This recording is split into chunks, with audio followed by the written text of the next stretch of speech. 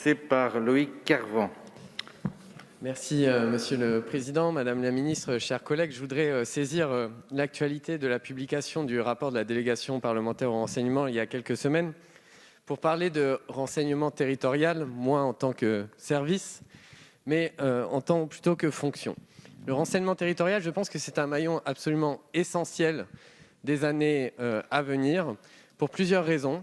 Mais d'abord pour une raison d'évolution de la menace, parce que tant du côté des subversions violentes, des violences collectives, de l'atteinte à la forme républicaine des institutions, que du côté de la lutte contre le terrorisme, avec le développement d'une menace qui vient de ce qu'on appelle le bas du spectre, ces services vont être appelés à avoir un rôle absolument crucial dans le fait de contrer ces menaces. Mais le renseignement territorial n'a aujourd'hui pas d'autonomie budgétaire.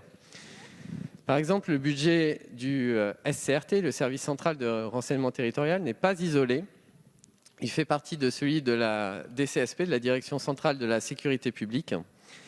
Et l'absence d'autonomie budgétaire est un handicap majeur pour la fonction renseignement territorial, dont les moyens budgétaires sont par ailleurs dépendants en fait, de plusieurs programmes séparés, alors même que les besoins sont très importants, besoins techniques, besoins humains également.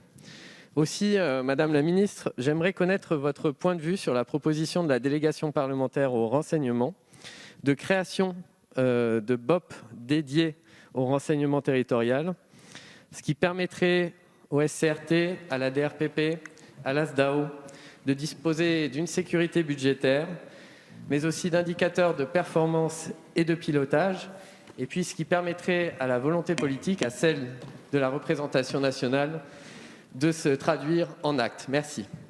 Merci.